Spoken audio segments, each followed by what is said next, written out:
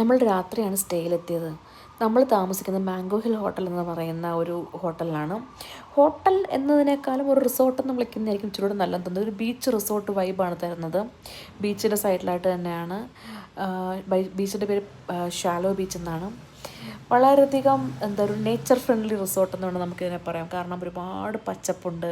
പിന്നെ നടക്കുന്ന വഴികളൊക്കെ ചരളും അല്ലെങ്കിൽ ഉരുളൻ കല്ലുകളൊക്കെ ഇട്ട് വളരെയധികം ഭംഗിയാക്കി വെച്ചിട്ടുണ്ട്.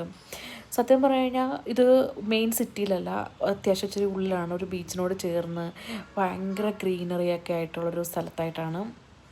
ബഹളങ്ങളില്ല, പിന്നെന്താണ്, പൊല്യൂഷൻ ഇല്ല, ഒന്നുമില്ല. ഒരു മനസ്സമാധാനം, ഈ കോർപ്പറേറ്റ് ജോബിൽ നിന്നൊക്കെ ഉള്ളൊരു മനസ്സമാധാനം ആഗ്രഹിക്കുന്ന വ്യക്തികൾക്ക് വന്ന് കുറച്ച് ദിവസം നിൽക്കാൻ പറ്റിയ ഒരു ഏരിയ, അങ്ങനെ വേണം നമുക്ക് പറയാൻ.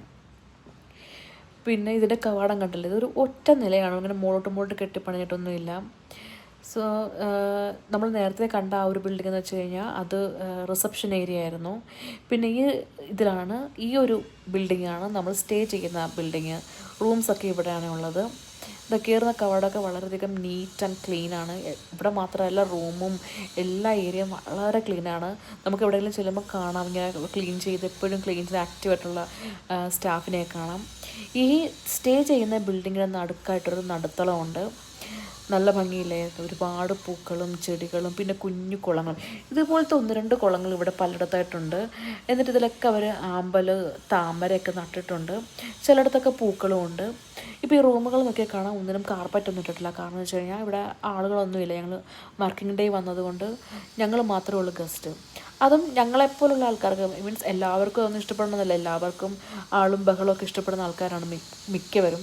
പക്ഷേ എന്നെ സംബന്ധിച്ച് എനിക്ക് അങ്ങനെ ഒരുപാട് ആളും ബഹളമൊന്നും വലിയ താല്പര്യമില്ല. സോ ഞങ്ങൾ വർക്കിംഗ് ഡേ നോക്കിയെടുത്തത് തന്നെ, അതും ഇങ്ങനൊരു സ്ഥലത്തേക്ക് നോക്കിയത് തന്നെ ഞങ്ങൾക്കൊരൽപ്പം മനസ്സമാധാനം, സന്തോഷം, അതൊക്കെയാണ് ഞങ്ങൾ ആഗ്രഹിച്ചിരുന്നത്.